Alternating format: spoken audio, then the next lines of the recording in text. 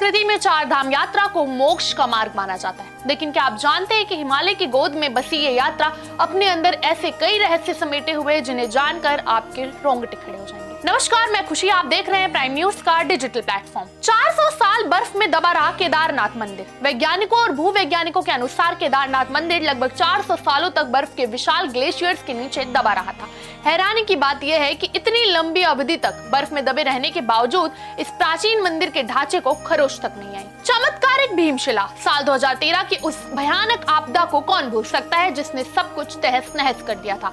लेकिन उस प्रलय के दौरान एक विशाल चट्टान यानी भीमशिला पहाड़ से लुढ़कती हुई सीधे केदारनाथ मंदिर के पीछे आकर रुक गई, जिसने सैलाब के रुख को मोड़कर मंदिर की रक्षा की। बद्रीनाथ मंदिर में शंख बजाने की पाबंदी। दुनिया के हर मंदिर में पूजा के दौरान शंख बजाया जाता है, लेकिन बद्रीनाथ धाम में शंख बजाना पूरी तरह वर्जित है। पौराणिक कथाओं के अनुसार ऋषि अगस्त्य के प्रकोप से बचने के लिए वातपी नाम का राक्षस शंख के अंदर छिप गया था। मान्यता है कि शंख बजाने पर वो बाहर आ सकता है। सनातन संस्कृति में चार धाम यात्रा का महत्व सिर्फ एक धार्मिक अनुष्ठान से कहीं बढ़कर है।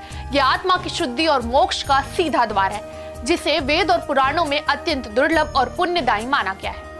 हिंदू धर्म में दो तरह की चार धाम यात्राओं का विधान है। पहली उत्तराखंड के उच्च हिमालयी क्षेत्रों में स्थित बद्रीनाथ, केदारनाथ, गंगोत्री और यमुनोत्री, और दूसरी है देश के चारों कोनों में फैले बद्रीनाथ, पुरी, रामेश्वरम और द्वारका, जिन्हें बड़ा चार धाम कहा जाता है। इन पावन धामों से जुड़े कई ऐसे अद्भुत रहस्य और रोचक तथ्य हैं जो इसे दुनिया की सबसे खास यात्रा बनाते हैं। धार्मिक मान्यताओं के अनुसार बद्रीनाथ धाम को सृष्टि का 8वां वैकुंठ कहा जाता है, जहां भगवान विष्णु 6 महीने विश्राम करते हैं। वहीं केदारनाथ धाम में भगवान शिव का वास है।